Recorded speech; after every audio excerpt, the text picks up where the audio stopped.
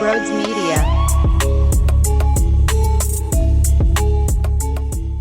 What is going on, everybody? I just wasted my night again.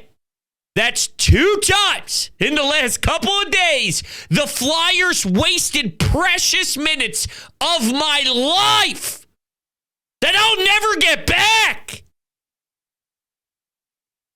How is it possible that your power play got worse? Yo, it got worse. Zamula, goodbye. I don't care if you have to translate words for Mitchkov. Get off the power play. Speaking of healthy scratches, which I didn't even say a word about yet, but there's definitely something to consider. Don't you dare bring your gear to Washington, D.C. That's what I would say if I was Torts. And he deserves a ton of blame. John Tortorella, his purpose is what? I yell about Nick Sirianni every day of my life. John Tortorella's goal is what? To make sure the team is prepared. Does this look like a team that's prepared? And this is what I cannot subscribe to. And you're actually sick in the head if you do. This is all a good thing. This is all great that they just keep losing, and that's what it should be about. No. That means Jamie Drysdale stinks, Bobby Brink stinks, Matvei Mitchkov isn't good enough, and Travis Konechny, who you just paid, is a waste, and Bobby Brink, and I don't know if I said him already, but Forster, Tippett.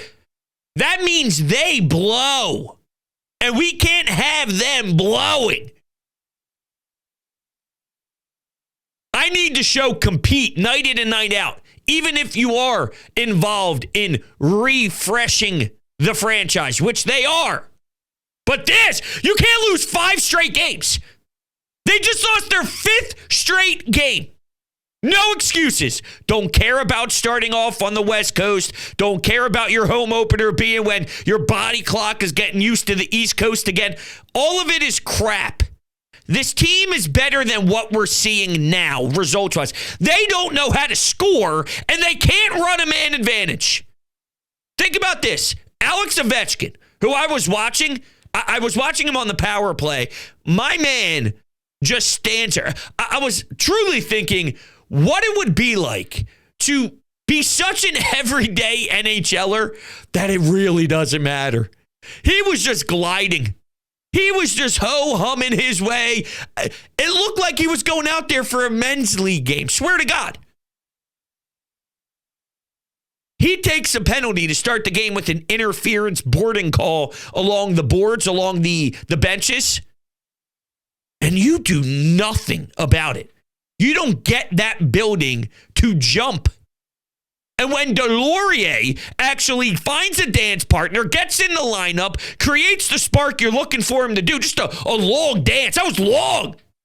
Got your money's worth out of it. Just about the length of time. It was enough to get the place going. You know what followed that? Travis Konechny took a minor. Nick Seeler put his stick up into the face of a forward coming down the half wall when he was trying to hold his own zone, hold his blue line. It can't be worse. Actually, it can be worse. You can get a power play and then allow a shorthanded goal. Multiple of them. It's ridiculous. How many shots did they have after the first period? Lifeless. They barely get grade A scoring chances. It feels to me a lot of their offense is to cross ice dump when they get into the zone. They try that bounce play and that bank play where they throw it into the other corner and have someone forecheck. But it's not working or sustaining any sort of good offense. I watched Paling come down the same exact wall as the puck carrier when you're trying to go on a rush. When was the last time you saw a standard, basic, fundamental 3-on-2 odd man rush from this team? We're how many games into the season? 6? And they're on a 5-game skid, and I've yet to see a normal zone entry? It's a joke. Their offense blows. And when they do get it, it's a shorthanded breakaway that they can't score on if you're Lawton. TK coming out of the box with that diving effort to keep the puck sort of in his area so he can get up off his feet and go in on a breakaway. He shot it low. He probably wanted more time. There was a back check involved. But these are the type of scoring chances. Couturier hit the crossbar. Bobby Brink was robbed with a glove save when he was in the slot. Drysdale, this is all first period stuff. The only good scoring chance I saw off of, I guess it was off of Noah Cates, the way he was battling behind the net. The puck worked around, a good shot on net from the point. And of course, Mitchkov setting up York, setting up Sanheim for their one short side goal. The problem is the Caps scored instantly. So all the good feel and finally getting a goal in front of the home crowd, having a celebration if you're Sanheim, I look the other way and the Caps destroy any sort of mojo. Instantly. It can't happen. They're not playing like a well-coached team. They don't have much creativity at all. And I guess, in a way, you sort of let there's substance, obviously, or not substance, but a system in place.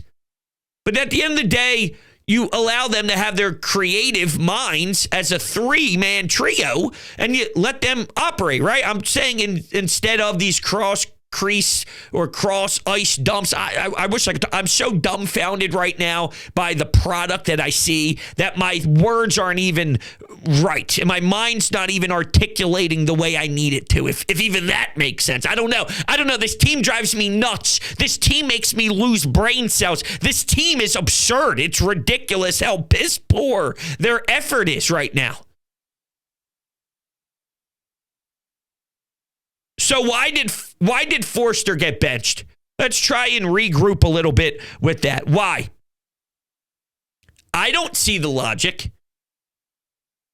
It is a classic John Tortorella move.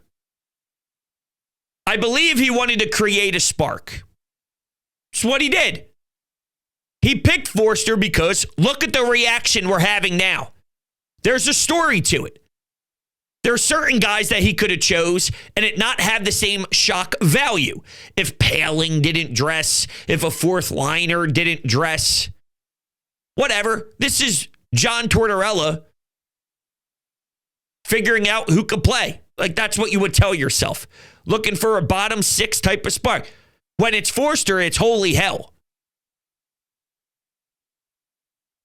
You're struggling to score goals. And I think Tyson Forster could play extremely well off the puck, too. He's probably one of your most sound players all around, 200-foot game-wise. He's up there, and his ceiling offensively is needed. You can't put the puck in the net. You can't. You don't know how. So I think he does better than most in the D zone, in theory, and better offensively. Get him out there. This team's desperate. Why him? And once again, it goes back to it gets a shock value. But here's the problem. It didn't work. The team didn't have a response to it.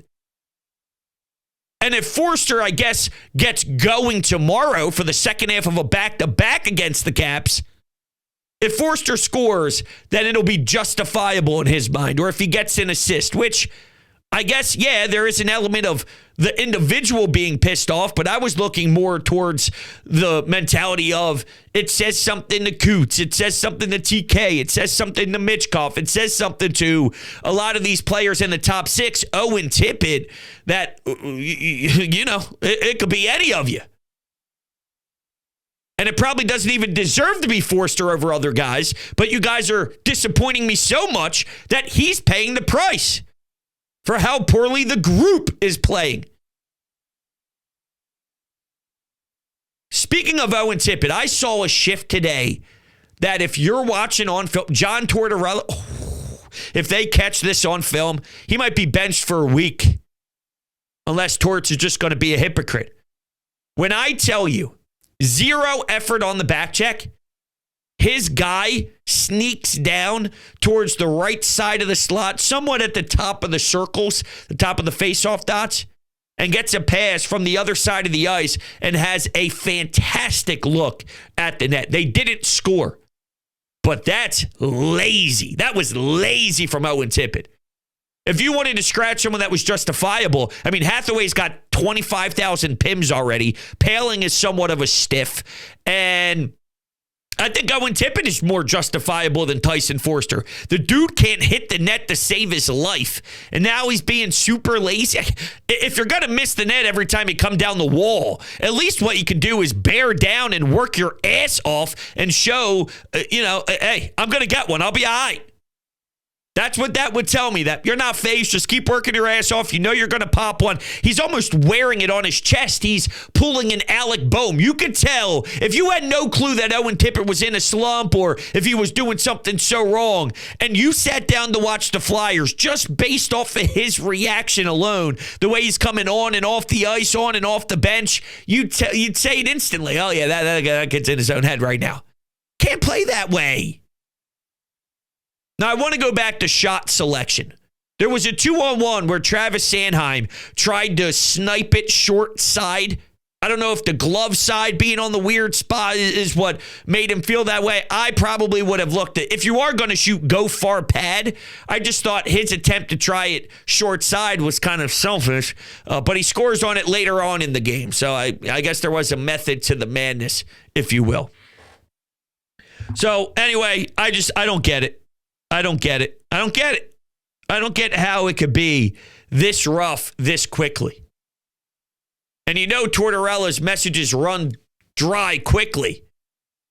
Him and Sean Couturier are not on the same page. You're playing fourth line wing. Now you're playing first line center. Hey, then he gets interviewed apparently on the ESPN broadcast and goes, yeah, I'm not even liking what I'm seeing out of my first line center, so I'm switching up anyway. Think about this. If Paling is playing center with Mitch, I see the lineup early. I'm going, what are we doing? And things get thrown around, whatever. He doesn't keep the same lines anyway, so you don't even have time to adjust or to feel comfortable with any line mates because you're picking names out of a damn hat every 3 minutes of every damn period.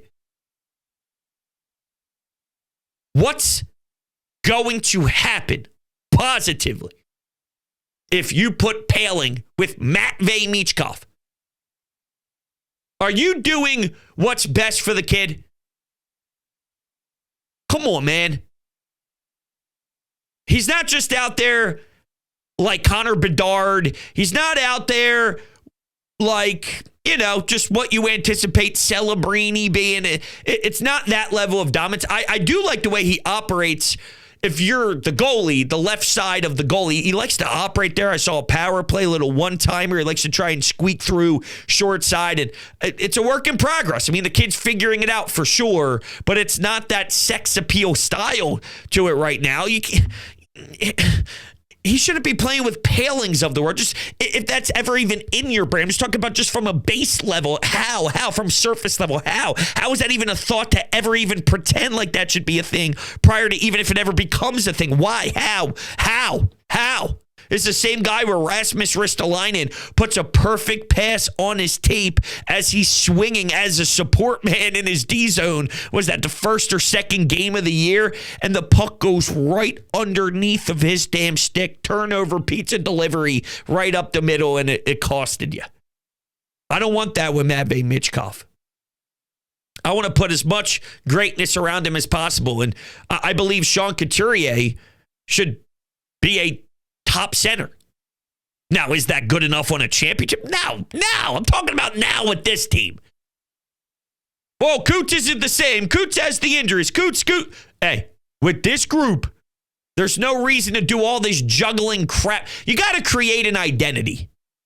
And I feel part of the reason why they can't create an identity is because it's so loose. Everything is not screwed in. It's not tight. And when that's the case, when the screw is loose, there's no foundation. You got to set a foundation. Yeah, obviously Sean Couturier right now is not a number one true center in the NHL on a team that is going to go far in the playoffs or even make the playoffs.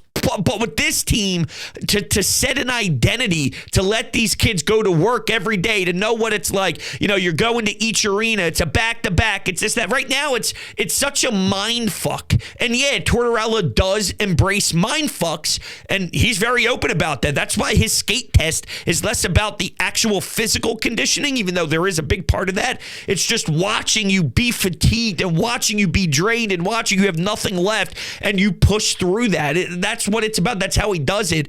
And while there is value in not being comfortable, right? Because if you're too comfortable, then there's side effects. But there's got to be a happy medium. I don't think it's too ludicrous to think you just get a standard top six. Your bottom six can move around a lot, but it's so every day, every second, every period, every shift, something new. No wonder why their offense looks out of sync.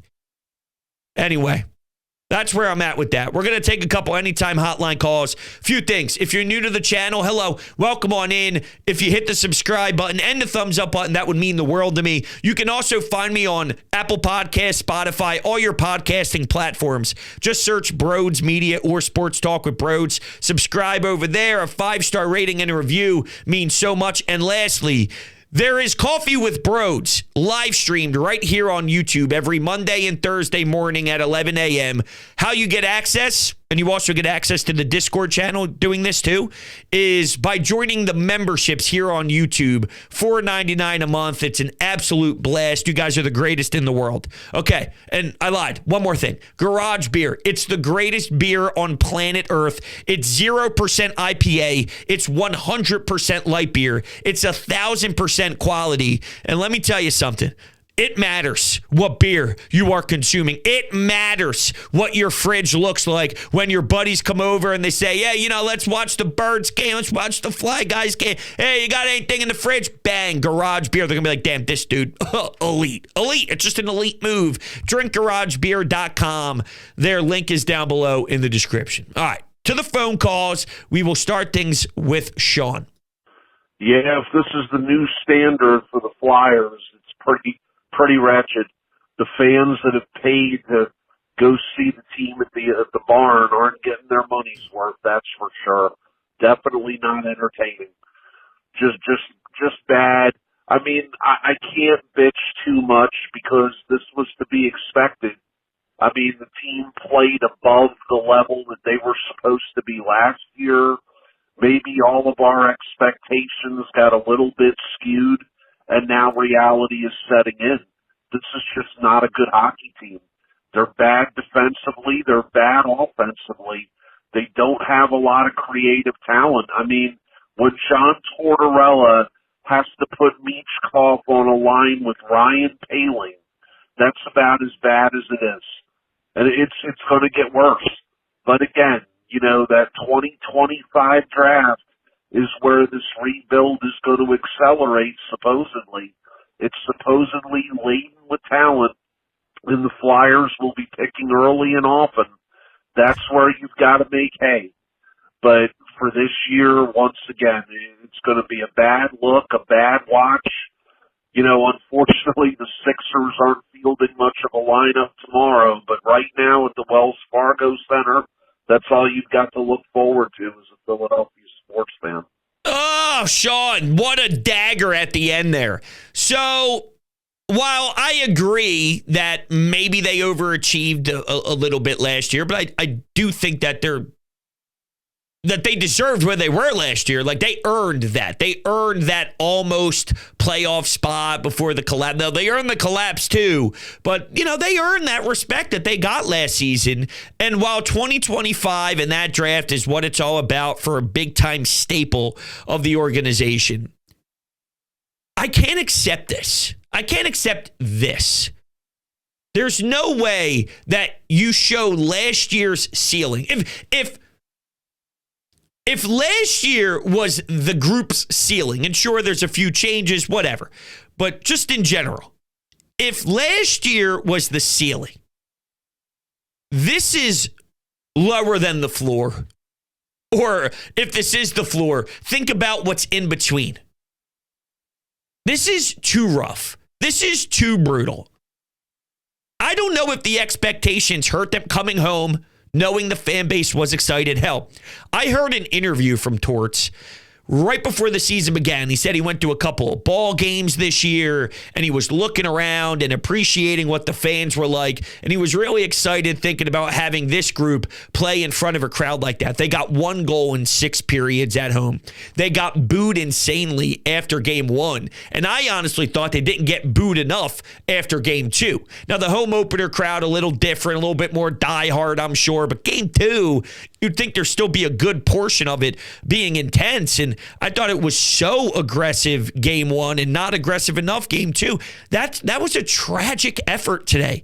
That was brutal. I mean, that cannot be your power play. When your issue last year was the power play by a large margin, and you come into the year, and sure, it looked good for maybe a cup of coffee, which I love a cup of coffee, but a cup of coffee, and then 2 seconds later, you become an abysmal piece of crap again. If I'm going to yell at Nick Sirianni, I got to yell at John Tortorella. You are the coach of this team, and there was a goal in mind, is get this power play, maybe some quicker puck movement, maybe quicker decisions, maybe simplify it. I watched Jamie Drysdale have the puck at the top of the blue line at one point, and instead of ripping it with plenty of traffic in front, he passed it over to the half wall, and it was a more congested shot and less space to find a lane. It was a little more murky there. You almost passed it back in the bodies, walked the blue line a bit. Maybe it was Zamula, because Drysdale is good on his feet up there at the blue line. But I think it was Drysdale. Was it Zamula? Oh, Zamula was so bad. Oh, man, Zamula was bad. This whole thing is bad. This is bad, man. This is bad. I can't accept this. I just can't. Let's go back to the phones. Hey, Birds. So I'm from D.C., but my family's from Philly. I mainly root for the Philly teams, baseball, basketball, football. But the one team that I have rooted for D.C. and is hockey. I do think that the Caps have been a much better franchise than the Flyers over the previous years.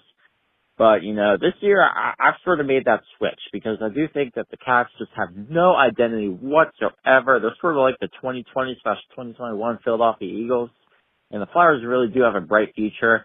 Matt Michkov, Jet Luchenko, and, they just have a brighter future and identity. And that's why I think losing this game tonight, just complete embarrassment, especially at home. You want to go show your fans, who you are. You want to go show your fans a glimpse of the future. I mean, we saw it in Edmonton. We saw it, okay? We saw the fight. We saw the talent. We saw that they can hang with the best. And you're playing a very mid-Caps team tonight at home. I mean, you got to go beat them. I'm sorry. Just embarrassing. I agree. No, I appreciate the phone call. And yeah, with the Caps, they're not that good. Okay? This is not the Washington Capitals that's about to go on a damn cup run. Ovi looks 90. John Carlson has 1,000, 5 million, billion minutes played in this league. Come on. This Caps team is on the back fall. They're flying off the radar. And you look that dead on the ice today? What a joke. And yeah, Jet Luchenko being out of the lineup doesn't bother me that much. But then again, I'd rather see him than Paling. I'd rather see him than some of these guys. I would. Does he deserve to be in every night? No. He's probably in and out at this point, and he'll eventually get moved to wherever he's going to get moved to. And if the theory is, once again, for John Tortorella to justify all this, second half of a back-to-back, team you just played, Jet Luchenko speed could be a factor. And if he does something with that, then John Tortorella would justify it. Here's the problem. Back-to-back, right? Does that mean Fedotov's in the net? Is the 6th straight loss incoming? Can he stop a puck that is shot at from the blue line with nobody taking away his eyes? Come on. No layered screens or anything? I can't believe we're here. You nailed it perfectly at the end. This team is mid as the kids say these days. I will say, making the switch to the Flyers now, you earn it. That's for sure. Now is the time to do it. Now would be the time when you're going through the ugliness. It's got to be a rough time. How do you make the move with such a hated team? I hate the Caps. I hate the Caps. Not as much as the Bruins, the Rangers, the Penguins. But I do hate the Caps. The Caps, they're closer to that category than not. But I get it. It's always beautiful on this side. Not really, but, you know. Ooh. Ooh. They may lose 10 straight. They may start the year off winning in Vancouver. Me being ecstatic. I was pumped. I was so excited. I loved it. It brought tears to my eyes seeing my hockey team excel. And I was thinking about the journey that they are about to bring us on. And they haven't won since. They haven't won since. Let's take one more. Yeah, bro. I just don't know what's going on with this team at home, and they can't score at home. I mean, it's just ridiculous. The same raggedy roster, just like the Phillies, who are miles better. But clearly, the Flyers need to go get a superstar with these 3 first-round picks. They have to package something up because this team's not going to go nowhere. Absolutely nowhere with just the same raggedy roster all over again. It's game 6. It's game 6, and we're talking about packaging up our first-round picks for a superstar. Oh! It's game 6.